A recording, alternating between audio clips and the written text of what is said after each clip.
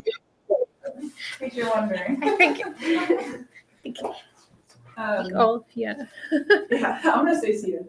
Hi everyone, I'm Lauren Weston. I'm manager of Franklin County NRCD. Thank you. A lot of folks know me, but thanks for coming today. And we're definitely recording, and we'll send out all the notes for the folks who couldn't make it today.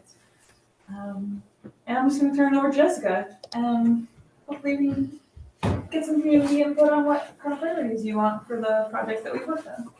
Thank you very much. Yeah. Stacey. Thanks, Stacey. And I know it's not huge, so you can all move forward if you want to see it bigger. So I guess I just first say that Alex really wanted to be here tonight. She's put a lot of work into the project also, but she was sick and didn't want to get anyone, she didn't want to spread germs. So she is home recovering, and you're stuck with me for the evening. So that's extra blurry, isn't it? I'm gonna try again. That seems a little better. Is that? Okay, well, in any case, this is all the stuff we did, and I'm not going to rehash anything at all from the last meeting because it was just a month ago, and I think most of you were there, but we're going to jump right into the concept designs. I just wanted to remind you that we did this whole process up to this point to kind of identify these projects and what some of the benefits are.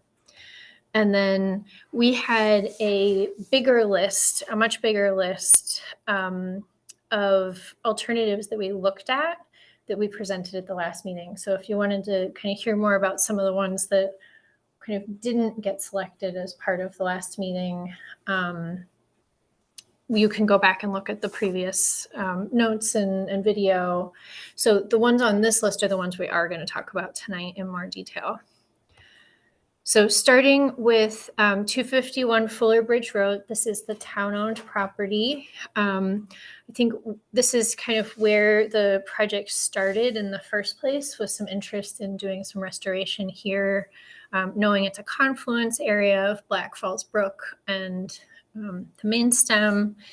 And we looked at, just as a reminder, of doing kind of a really giant project of like the whole property, and then kind of honed in on the area where Black Falls Brook is really kind of squeezed against the Route 118 road embankment with that kind of smaller footprint, and found that it worked really quite well. So that's the area that we focused on kind of to look closer. So this is a existing conditions map. I need someone else to work on that. This usually gets nice and clear. I feel like I'm missing it. Okay, well, in any case, this is our existing conditions map, and the blue shaded area is the existing conditions floodplain for kind of our medium flood, which is about the 100-year recurrence interval. And we're going to show kind of our proposed conditions on top of this, as well as look at some cross sections where those black lines are. So this is circled in red is the area where we would do a project. And in that area, the idea would be that we would kind of dig down the land somewhere between 3 and 7 feet. You know, right now it's got kind of some berming, so there's kind of a deeper cut along the river in those spots. And, you know, it's really interesting. When we looked closer at the modeling, the berm actually really jumped out as a real issue as well, like even more so than I think we had talked about at the last meeting. But it was even more constricting the water right along the road.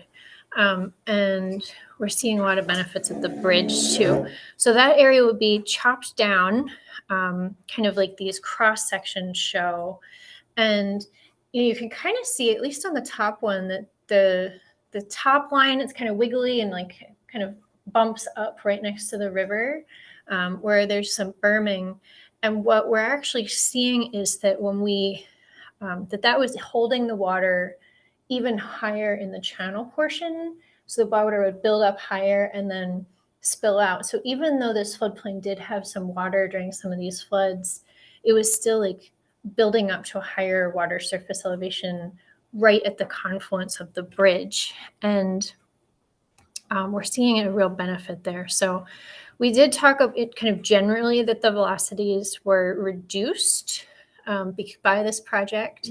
So we have existing conditions kind of closest to me and proposed conditions on the far side. And this is showing the velocity. So the red areas, they're the really high velocity areas where you'd see a lot of erosion. And I guess what I see with this is, I'm gonna like attempt a point here, is that right here, there's actually been a lot of erosion on the highway embankment, and there's some failed riprap right here at this sharp bend. You can really actually see the berm, this kind of dry area where you can kind of see the brown aerial photo behind, really kind of squeezing the water down in here. And then a lot of high velocity at the confluence. And then this is showing velocities for the proposed condition. And the idea is that this is the area here that would be cut down to a lower elevation. So as the water comes down Black Falls Brook, instead of all being shot all directly towards the road embankment, it's able to kind of spread out on the floodplain starting up here. And that high velocity really quickly dissipates, and you wind up with a much lower velocity through kind of this whole section, and kind of alleviates a lot of that pressure right on the confluence, which is pretty neat. So, I think, this is indicating to me there'd probably be a lot less risk of erosion along the highway, and some depositional area in here, and kind of just generally helping the hydraulics at the bridge. So, and sorry, which bridge is that again? this is Route 118, Yep. Comstock Road, Okay. kind of comes around here. Okay. So this is Bank Street. Yep. Town view. Okay. Yeah. So I know you don't have a ton of issues with this bridge now necessarily, because it's not actually flowing over the road here, or getting bucked up all that much. But anytime you can reduce, water flowing right at a bridge, or kind of open up these confluence areas, there's a lot of these side benefits. Before you move on, Mhm. it does look like the main stem almost looks redder in the after conditions. Is the scale is it a scale thing? No, it's not. Okay. And it is. And it's kind of within the range of what's happening in existing conditions.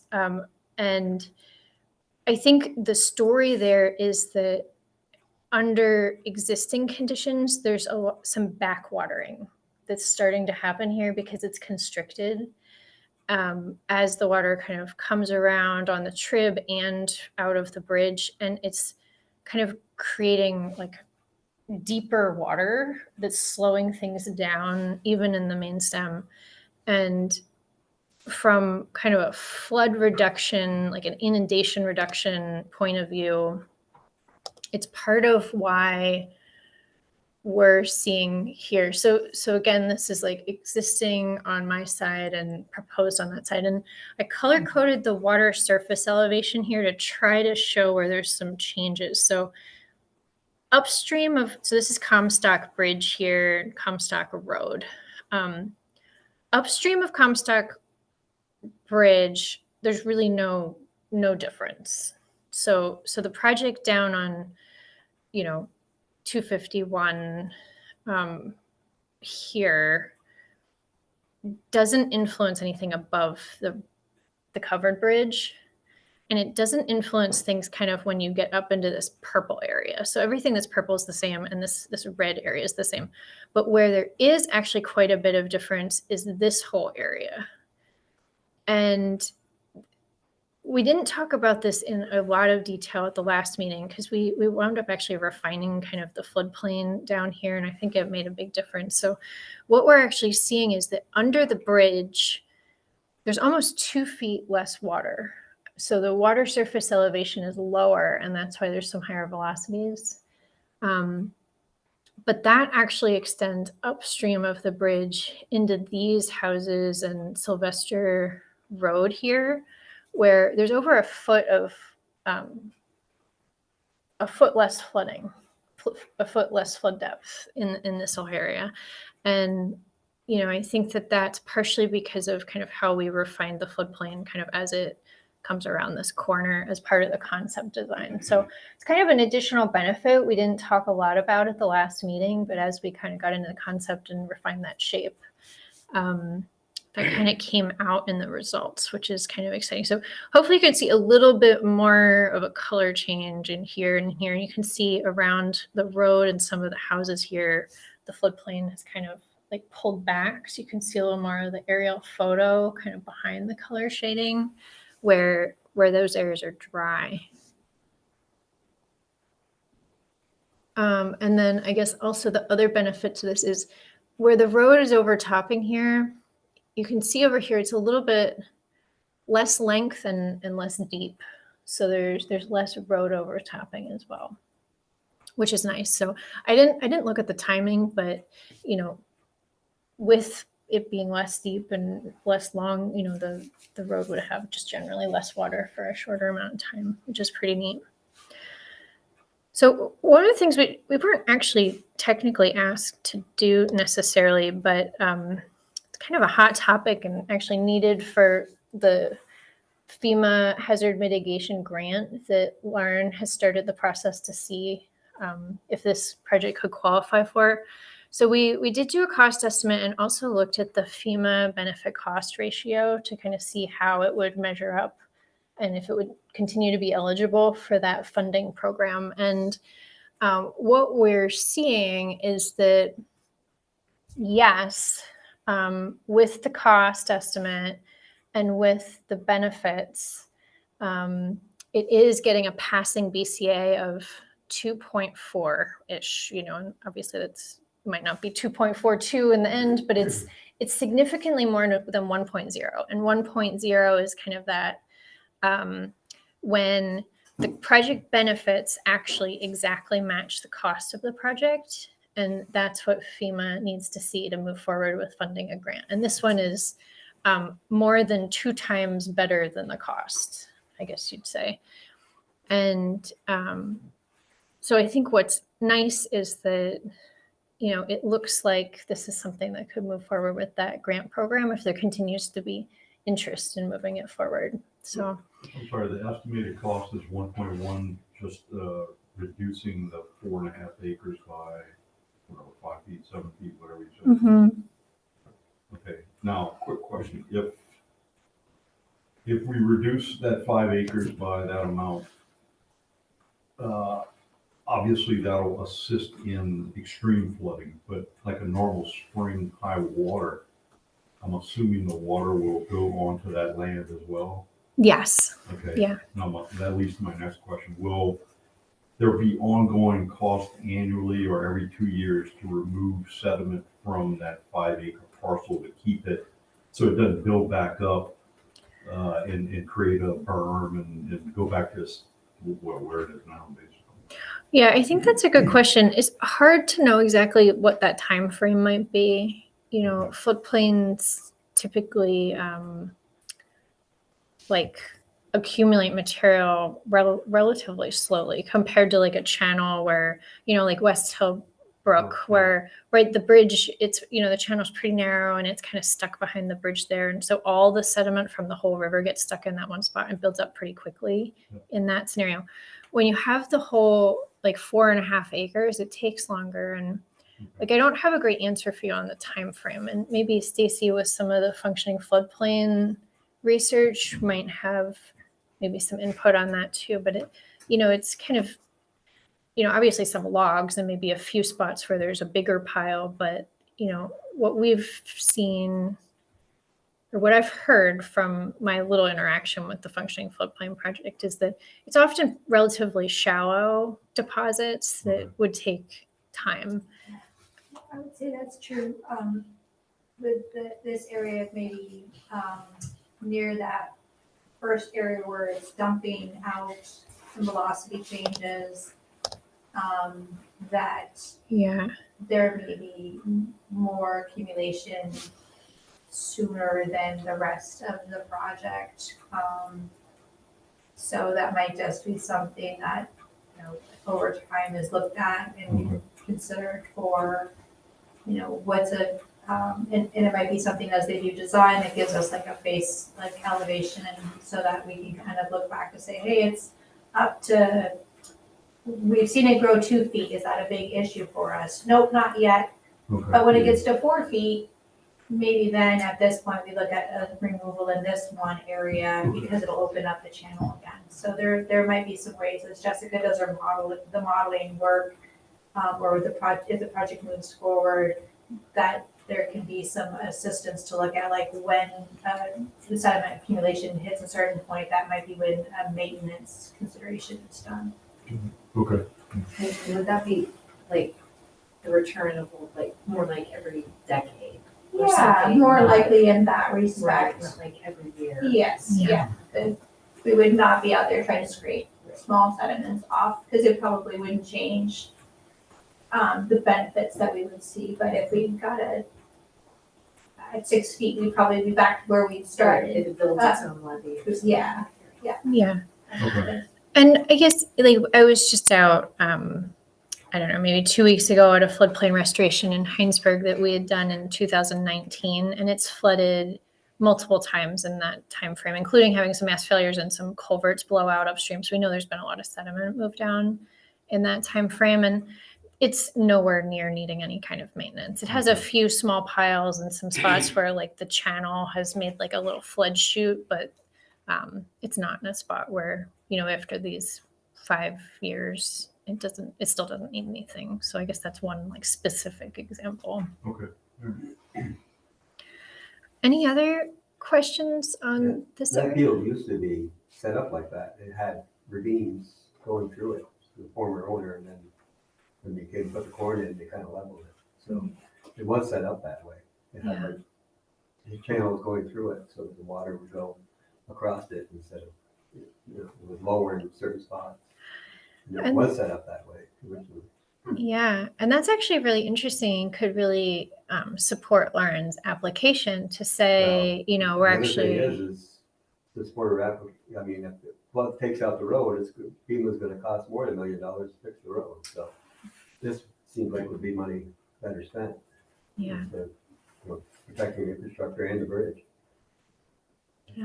Mark, would the whole, if we wanted to move this project forward, would it just be brought to the select board, or how would that Yeah. discussion kind of It happen? probably would be, I mean, yeah. Yeah. Okay. I mean, the town owns the property, so throw that in the way, Okay. route it would go. Yeah. But then we could give you a letter of support, or, you know, for it. I would chime in that any excavation work or anything like that would need a zoning permit. Yeah. So, you know, that would be another official sort of long way to trigger the project, is to fill out a zoning permit application. Okay. Thank you, Ellen. And the way we kind of figured out the cost here and kind of the FEMA grant model, Lauren and I were talking about this, is that FEMA, like this is just a concept design at this point where we have a pretty good idea, you know, we have the modeling really good. So we know the modeling benefits really quite well. We know the volume reasonably well. You know, we didn't do a survey here to get it exactly perfect, but we're using the LiDAR, which is pretty good. But at this point, with the concept design and the cost estimate and the passing FEMA BCA, and if there's support to move forward, then the grant could move forward and award just the money to do the design and the permitting as like a first phase. We've seen some of these FEMA projects happen like that. And then there's kind of a whole time period for, you know, interaction with the town and public hearings and making sure people are like happy with the design. And then we would like check that BCA and make sure it still works. And then FEMA would kind of award the money to like construct the project. So there's kind of this interim phase where, you know, people would have some input and, you know, kind of the exact footprint could be adjusted and maybe what kind of plants go there. So Is there a town match typically, or does FEMA pay for the whole project? this, That is a wonderful question.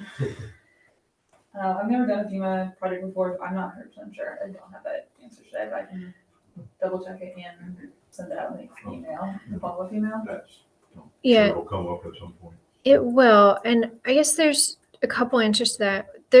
So FEMA does different grants, like they say, okay, this year we have this much money, send in your projects for consideration. The one that's going on right now that Lauren has applied for, the current one doesn't have a match right now, but that's very atypical. Typically, these FEMA grants do have more of like a 25% match.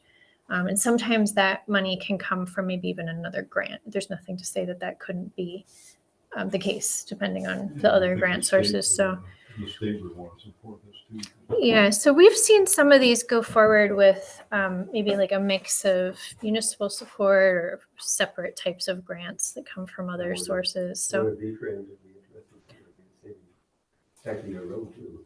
yeah. Okay. I know along the bridge project, we had D-train, we had a lot of possible money that came in to help us with that, but that was over $1 million just to reinforce that bay. So, Yeah, I'll just say too, so this grant, we did a pre-application for when it was open, just to toss our hat in the ring. yeah, We can always not go after this too, but figured it was, Mm. might as well toss our hat in the ring and see what happened before yeah, we lost the opportunity. So I just want to be transparent about that. yeah. Any other questions on this one? Because otherwise we'll move on to the next project. Okay. So this one was not exactly selected as a concept design, but there was an ask for Lauren to help work with others to figure out some sediment management, kind of a plan for sediment management here at the West Hill Brook area. So I don't have a lot of like design information, but we felt like it was important to just kind of continue to mention that this is something that they're interested in. And, we have the modeling results to like help Lauren provide like numbers on velocities and sediment depths that have been accumulating and kind of that type of information. Yeah, and just to follow up on that, Mark and I have been chatting, and then I also looped in the Northwest Regional Planning Commission regarding this bridge. And I think the next step is Jessica's gonna write up a little memo about what the models have shown here, and we're gonna try to bring that to VTrans with the Northwest Regional Planning Commission and kind of try to make an argument that We're working with you. So. that VTrans should Yeah. help. So that's our current trajectory on that.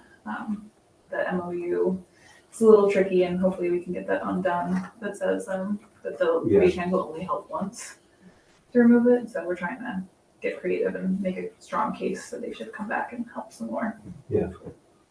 So that's where that stands. But it's still on the to-do list. Don't you worry. Yeah. Okay, so the next one was Fuller Covered Bridge. So this is a spot where we talked a lot about the model results at the last meeting, but the idea here would be to keep the covered bridge, but on the south side, add a culvert next to it so that there's more capacity to get kind of under the road there.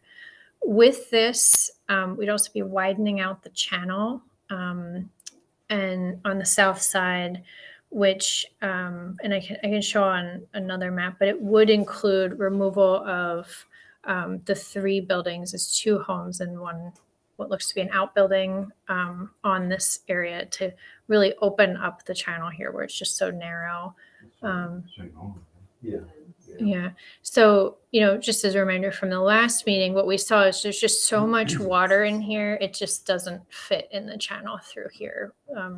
So, I mean, we're either in the flood situation or this was kind of what we came up with to keep the water more in the channel. Is there a house just downstream?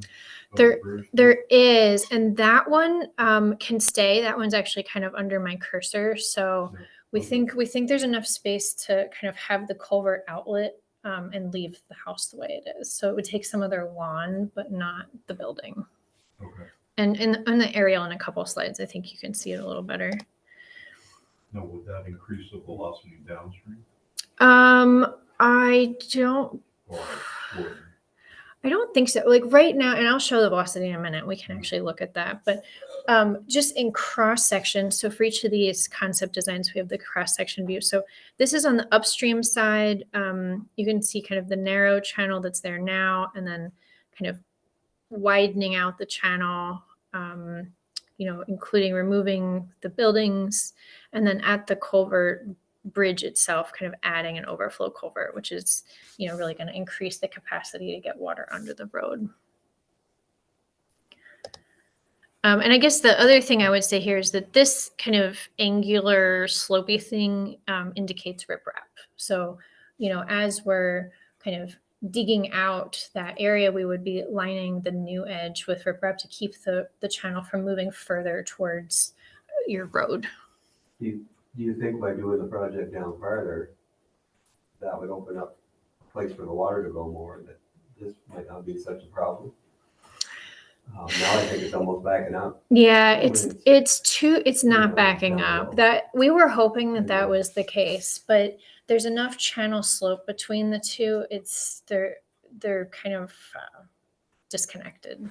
So Oh, like it's down below doesn't change much here. So So the challenge with the bridge is independent or totally separate from the field and the flooding. they're separate, yeah. So opening up the floodplain downstream doesn't kind of increase the capacity at the bridge. Okay. Yeah. So with this, we also looked at alternative 9, which is just upstream of here. So this is another kind of floodplain restoration.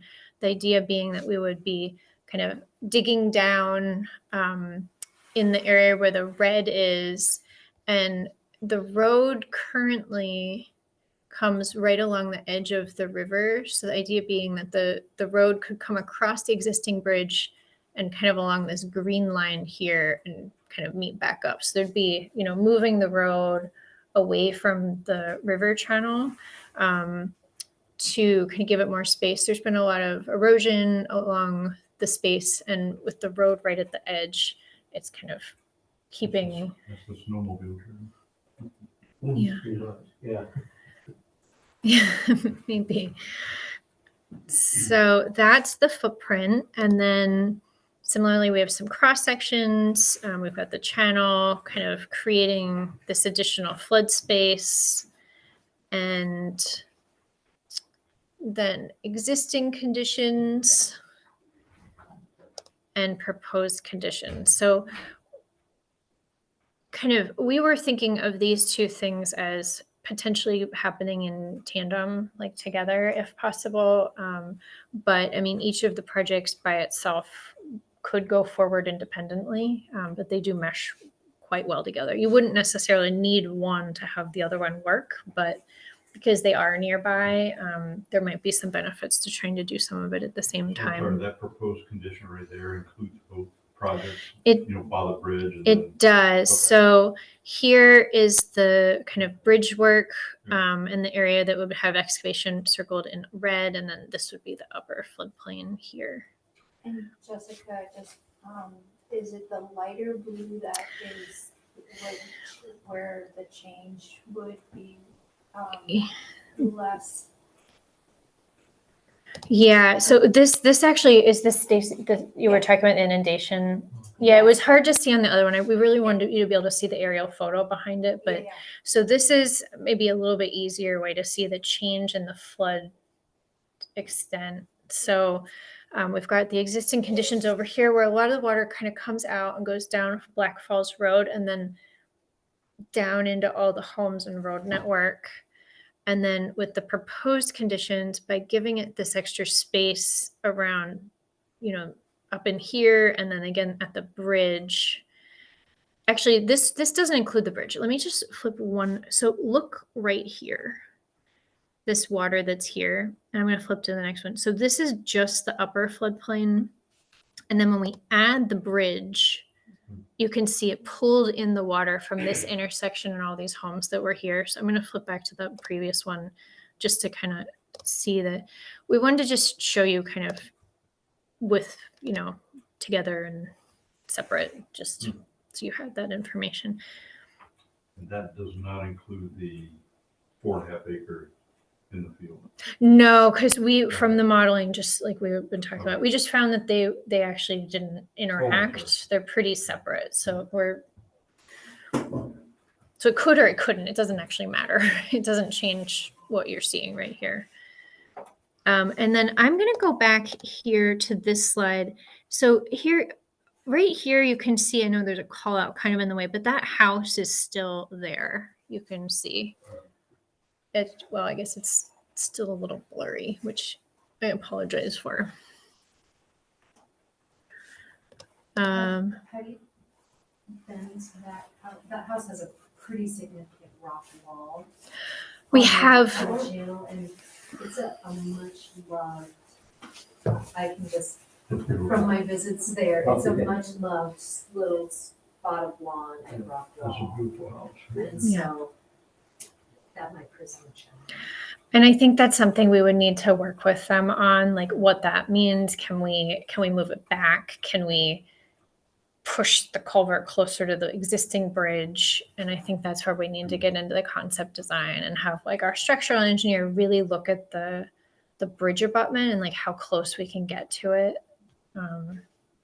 Or put in the culvert on the other side, would that do anything? The other side is right at the other road. is right there. Oh, But there's no way to line a bank on the other And side. then, No. yeah, we did look at that because The Brook Road is right there. no, okay. yeah, there's the other road and then there's a house like right on, Yeah. very close to the road. So You've already got maybe 5 feet between the road and the. it's a pretty tight spot. One good flood and that house won't be there. So then just kind of briefly looking at the velocities, this was a spot here where there's been a lot of erosion in the past and it's had some road damage. So we're seeing in this spot a pretty significant reduction in velocities and it would be re-armored too. So I know that there's some kind of red velocities are still up in the 9 feet per second range. So it would warrant kind of re-armoring that new edge of the floodplain that would be further from the river. Who is it? Field? Field on the right? Yeah. Yes. Oh, okay. This one. Wasn't there some talk of the town, like very upper portion of part of the water project? Well, it was for the wastewater project, but now it's somebody else's spot. It's not for sale anymore. That field up there. That was up, going up North Hill and up there. But we would have had sewer lines going through there. Oh, Jesse Solar? Same on the side. That's why we don't have a place to put the wastewater in the village. That's why we aren't doing the village at the moment. So just kind of thinking about cost and possible grant eligibility, we estimated some costs actually separately for the cost for the culvert and the floodplain, not knowing if they'd happen at the same time. And these are a range. I know it might not be clear, but that's 1 million to 1.5 million and 2 to 3.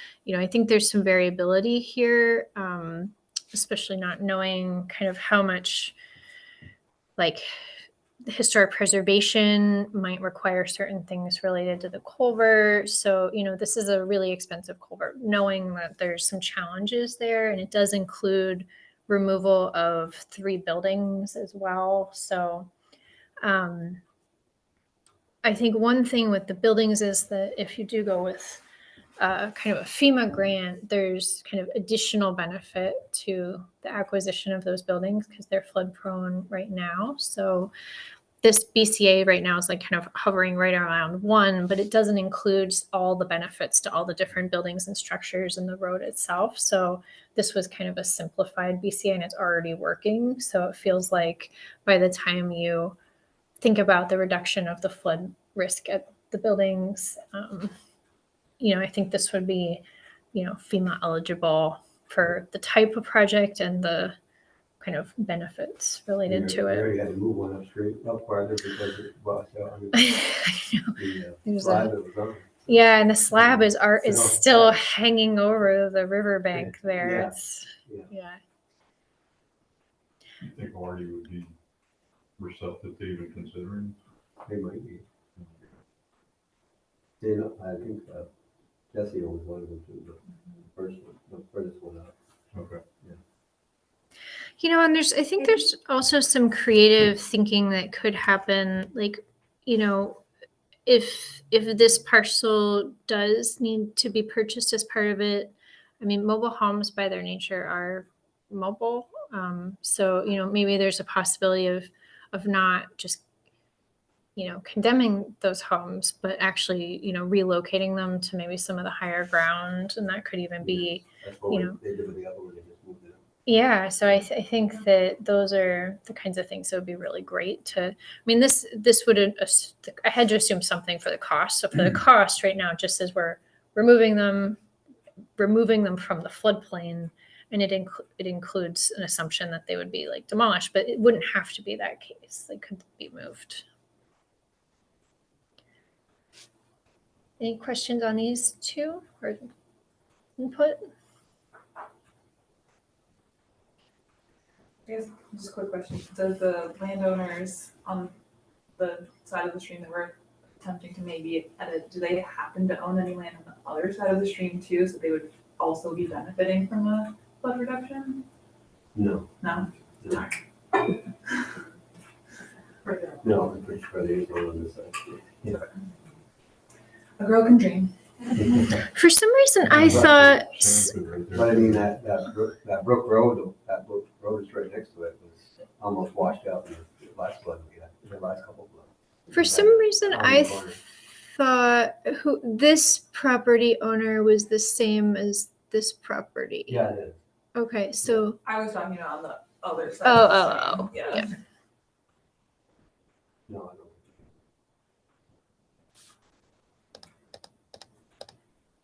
okay, so I'm going to talk about the center kind of combination. There were three things that were identified and kind of talked about at the last meeting that we looked at kind of together and separate to kind of looking at their cumulative benefits. So one of them was at this rock, kind of a natural constriction. So we were looking at some dredging there. We saw that the benefit kind of hovers in this range and kind of peters out as you really start to get into the denser neighborhood. But what we had seen was when you combined it with some of the other things, there was a good benefit. So we talked about including this one, but we're gonna talk through this a little bit more and kind of whether or not that should be included or not as we go forward. So alternative 12 was, we had talked last time, there's kind of a lower area here. A lot of it does have trees on it. It's across the river from, this whole neighborhood here and Main Street. So the idea being kind of lowering down this area and reconnecting. There's a flood chute at the back of it. What we added based on the discussion we had a month ago was the idea of doing something similar on this side of the river. There seemed to be a real interest in like kind of doing as much as we could here because it's right downstream of the center and we were seeing water being kind of backed up by kind of what was going I think we're on. looking at putting our wastewater pump station right there. Oh yeah, right in here. Town just bought that property. Okay. Wonder if there could be both things happening Yeah. potentially. Were you going to put it right next to the river or closer to the? No, it's gonna be close to the road. Oh, well, that could actually work really well. We were just talking about something very similar in Johnson, actually, We're about gonna have to build it up. about having a pump station kind of close to the road and some floodplain lowering closer to the river. Oh, okay. So that could actually work really well if you do control at least some of this land. I'm pretty sure that's where it is. Great. So we added that and we found it to be really beneficial. What we've found is a lot of these, like when you create more space for the river, it's most beneficial for the things that are closest to it. So like by lowering land here, it's most beneficial for the homes and businesses right across from it, because like as the water's going down the river, it can spread out that way instead of this way. So by adding this instead of the dredging at the rock, it's actually kind of creating more storage and flood area for the flooding kind of even closer to the buildings, where we're trying to see the benefit. So similarly, we have some cross sections that just kind of show where that cutting could happen. In this area, there's not really any infrastructure that we saw or buildings, so it would just be kind of land and vegetation change. And then moving upstream, alternative 15 was really right in the heart of the center, with replacing the snowmobile bridge, the South Main Street bridge, and on the far side, the south side of the river, kind of removing fill and buildings, and which includes homes, and the wall that's on the south side of the river. And, one of the things that kind of was part of the discussion at the last meeting was that this is the kind of thing that might be like a longer term kind of a project, because, there are multiple people who live in this area, but it could potentially be kind of a longer term goal to kind of move towards this kind of a project here. We just redid that, right? After 90. Yes. So this was continued to be on the list based on the discussion at the last meeting as we want to get the information about it so we can make a plan to maybe it's not in the next 5 years, but maybe it's in 30 years this would be implemented, just because there's a lot of players and bridges. And so looking at cross sections of what this looks like, we have sections at kind of both bridges, like really creating more space under them, as well as, right now the channel's very confined. So kind of opening it up and removing the homes that are, really the most at risk. They're in the spot where you saw a lot of erosion in the past, and then kind of refilled. So I guess in our opinion, it feels like they're most at risk to both flood and erosion risk compared to, on the north side of the river, where you didn't see that risk. And, kind of them being on the outside bend kind of creates more of that erosion risk just in general. So, when we had to kind of be looking at the map and like where there could be space created, that's kind of some of the reasoning about why we went with those ones. So looking at existing conditions, you see the floodplain in through here squeezing out, but water coming around into the main commercial area. And then proposed conditions kind of creating more of a wider flood space through the bridge and through the center and down through. And this does not include the dredging at the rock. This is just alternatives 12 and 15. And the reason for that is a few things. One is that, I guess it kind of goes back to your question about the maintenance. Like how often does somebody need to go in there and dig it out to make sure it keeps working? And, if you pick an alternative that's in the river, it's kind of similar to what you're seeing at West Hill Brook. Like, you have this spot in the river that is going to kind of keep filling up over time. And we don't know if it's 1 year, or 10 years, but it's going to keep happening. So if you're relying on that, you really have to keep on top of it. And someone needs to do that versus kind of these floodplains where you're really seeing a lot of the sediment kind of spreading out more. And so that's the one reason. And then the other reason is that we looked at the model, and I know this is like not the most intuitive way of looking at this, but this is a river profile. So the brownish line is the riverbed going down the channel, the deepest part of the channel. And then all of these different blue-green lines are the different water surface elevations, all for the same size flood, the medium flood, 100-year flood. And then each of them is showing a different alternative. So the one at the very top is kind of a lighter color. That's the existing conditions. And you can see there's not much of a bump up at the snowmobile bridge. There is a bump up at the rock where we saw that constriction. And there is a bump up at South Main Street, kind of showing that constriction at the bridge, even though it's pretty new. And then these lower lines, the darker lines, are some of the different combinations of alternatives. And when we dig out around the rock, we get this lower, kind of deeper blue line, and that extends up through and kind of peters out. The benefit kind of stops right here.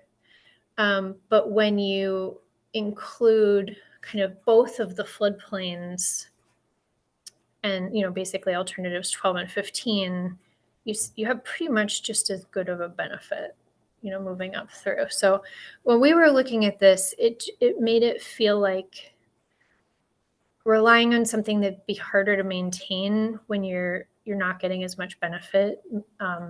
Felt like if you could choose between the two, it made sense to go with the floodplain option. And then kind of this point here corresponds to right here before the home. So this is River Street. So there's these homes here right along Main Street. So it's kind of right there. That is this point where we're really seeing the change in benefit. And that point is the parcel that the town Yeah. has bought, yeah. Yeah. Okay. Yeah, That's where- right. Right. So doing the floodplain there starts that exact same benefit that continues on up through. So that's the benefit you're seeing kind of through this space here, which allows the water to kind of flow out from where you're seeing the even bigger change in water surface, kind of from South Branch up through the South Main Street Bridge.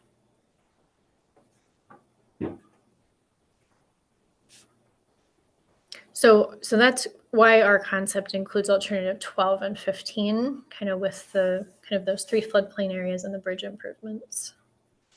So it's a little different than what we talked about at last meeting, but I think it makes a lot of sense. And then looking at kind of that depth and inundation, this alternative is actually pretty neat. It seemed, this whole portion of Main Street's then dry. And this whole area has significantly reduced flood depths and extent. And then in here, you can see where it's deeper water. So it's like the pump station parcel, and then across where there's the flood chute, and then this kind of lowered floodplain here where the buildings and homes would be removed.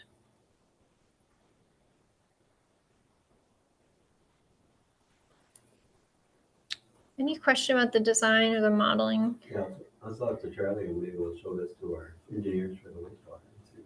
Yeah, See what they say. that would be great. I mean, because we Maybe I'll could, find something with that. yeah. That's long term, right? That's gotta be very expensive to do the bridges and the homes and all that. Yes, Just one but section. if you're doing We're working there already.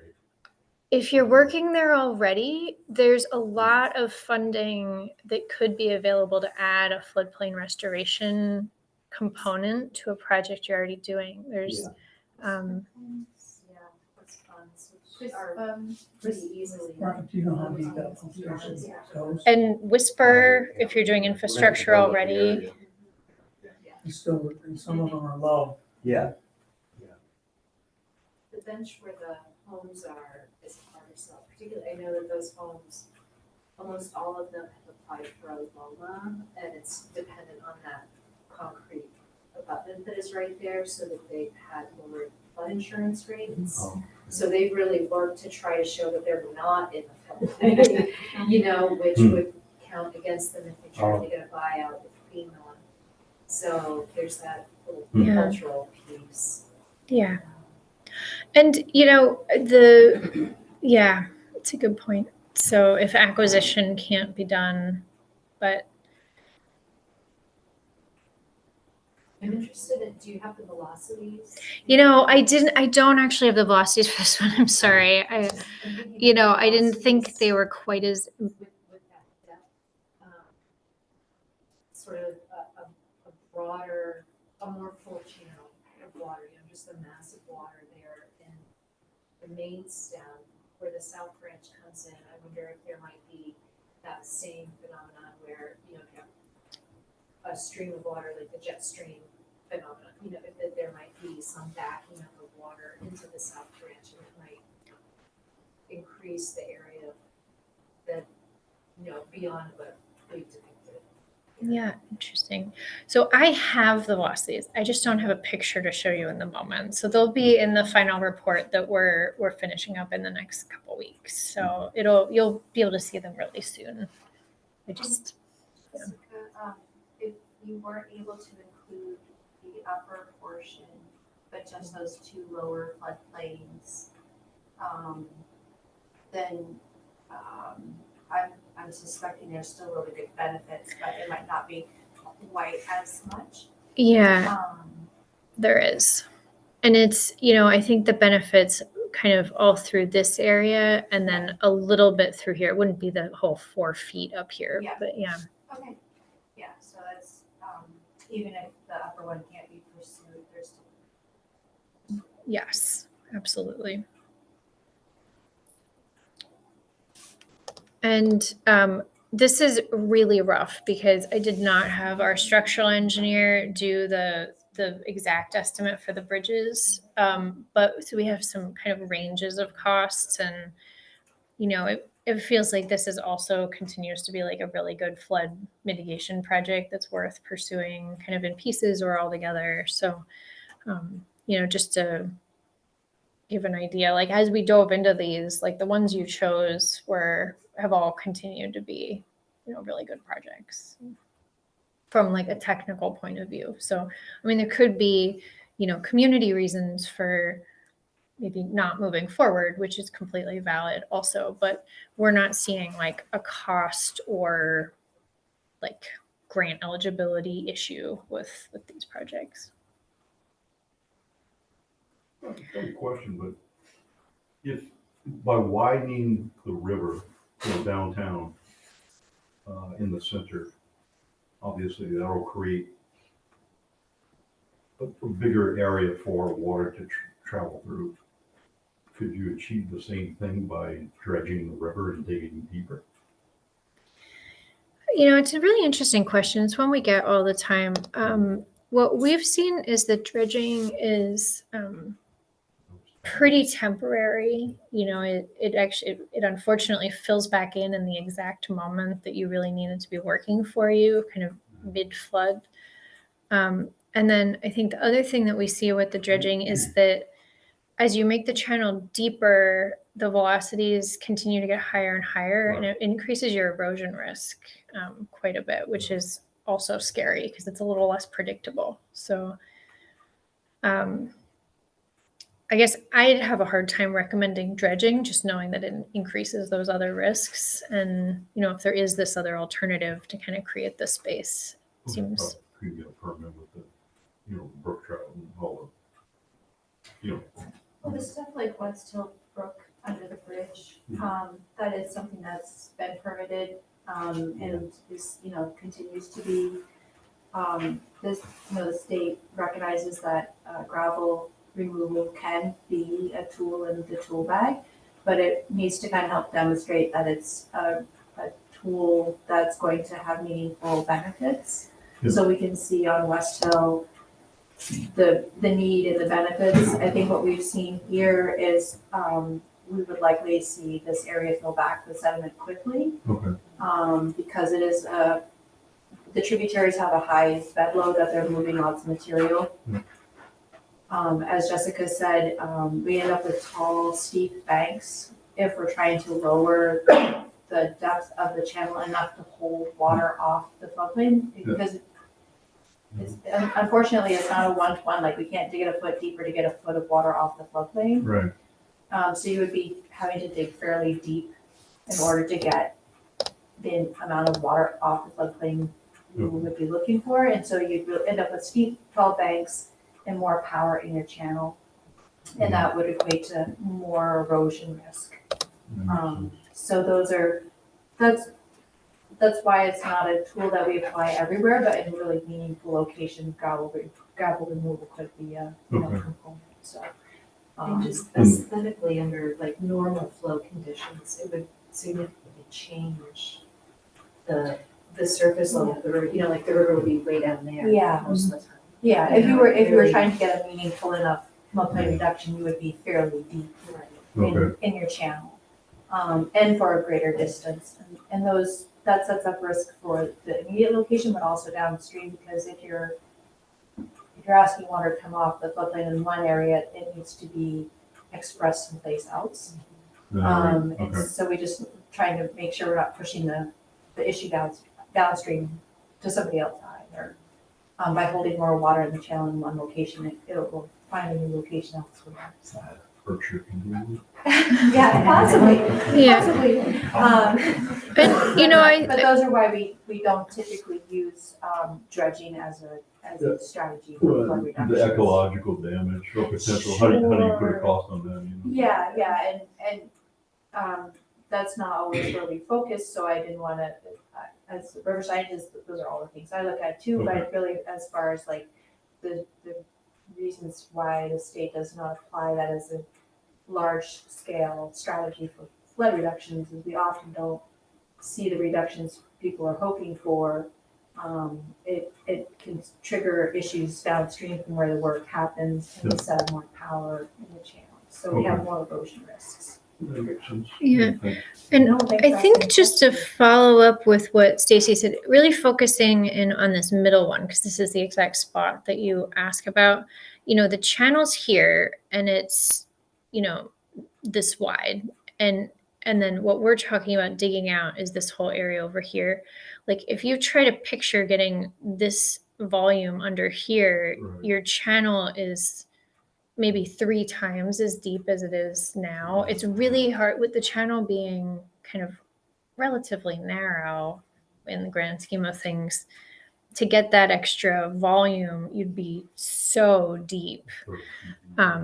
Versus here, you can dig farther out, more shallow, and get the same volume.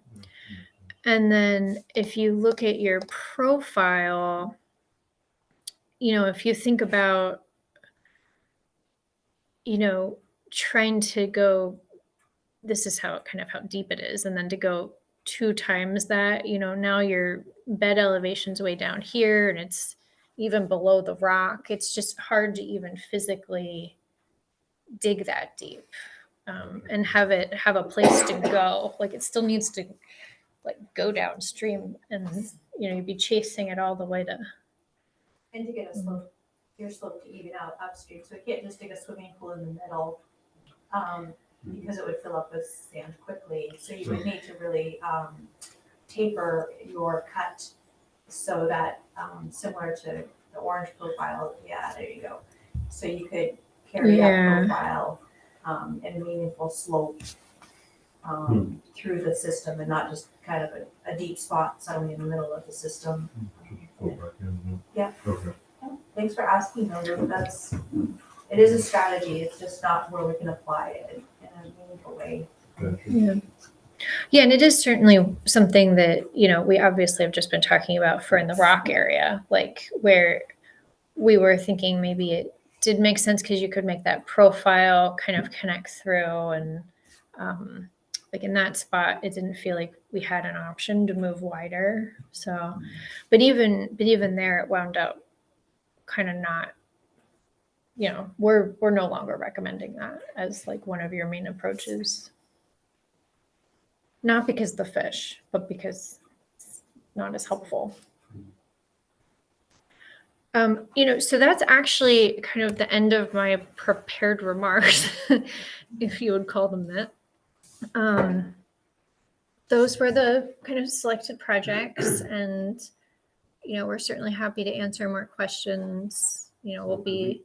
We move back to the Whitetail Bridge. Did you do any like studies of like how far to take, remove the material on each side of the bridge? Yeah, let's 'Cause go would be back helpful to for us that. when we go to meet them. So we do have that, and You do have that. we do have that, and you can kind of see it. This is one of those profiles where I know our existing one's quite wiggly. I just but- don't think they've gone far enough in the past. Yeah, so you can see what we recommend from like walking around out there and really observing what's happening, and then looking at the profile. And we will be providing that to Lauren Oh, okay. for sharing. So Yeah. that's part of it. I think that'll help. Was it after Pablo's Farm Green was the last time they, Yeah, the Halloween snow. okay, it was the Halloween. Yeah. That's right, because it filled full of wood. And I think they hired St. cleaned it up there. Okay. Did we try to pay for any of that? Yeah. Yeah, they did. So why are they stuck up on it now? Yeah, that's what I mean. Different person answered the phone. Yeah, But I think if we all go together yeah. and meet with them, this is what we worked on. This is what needs to be done. Or have they been up here and looked at it? And all you gotta do is look at it and see that it needs to be dug I mean, I'm sure they've got plenty of bridges that need to be dug out, out. but Yeah. I do think with this additional data, there's a pretty strong. Yeah, but that bridge is at the same elevation as the other one that was before it, and that in the 50s, you designed bridges with the ability to dredge out under them legally up every year. Yeah, That's the way things used to be, and they didn't really change the elevation of the bridges when they rebuilt them. Yeah, Would have been great if they had. yeah. we did show our dream bridge at the last meeting, and Yeah. a bunch of different alternatives too. So I know you said you had missed the last one, so we have a bunch of different things we talked about at this one. Might be worth going back and looking at. So it sounds like there's some interest in, at the very least, continuing to pursue 251 Fuller Ridge Road. Yep. I'm happy to come to a select board meeting, especially when I can drive myself here again. Oh, okay. and kind of represent this data. Yeah. And we can keep chasing the FEMA money, assuming that the select board is still interested in that. I think the deadline's April now, but Yeah. the sooner the better, obviously. So what's the sequence of events? Like select board would have to decide to move forward, then you apply with FEMA and then get the design and permit money. So we're looking possibly 26, 27 to actually, if everything moves forward, to actually start leveling off that field. 26 is Ambitious. super ambitious. Oh, really? FEMA's really slow. Oh, shit, we'll be dead. You won't be dead. I can't guarantee anything, but I'm pretty sure you won't be dead. But it might be 5 years. I mean, because they are slow, but we have seen projects move faster than that. I think we just want to make sure that we're not saying we'll do it next year if you Gotcha. say yes. Yeah, we'll stay on it. Sometimes it's a funding cycle thing, like you catch it just wrong too. And 5 years is a drop in a bucket when we're talking about protecting infrastructure for the next 100. Right. Yeah. So, And there may be some other steps or funding that can help with steps in the mix of things with FEMA's timing that could help move things along to a different stage sooner. But like you said, probably 2026 is a little ambitious, but And this all assumes FEMA continues to exist. Good point. So we're gonna keep moving forward. Okay. Yeah. This particular money has already been allocated. So Yeah, this particular money. this funding round it's moving. So Yeah, Thanks for coming. I think we can probably do the lights now. watch your eyes. I'm gonna stop recording as well if you want to keep doing the notes, Dorothy. But all the, there's all the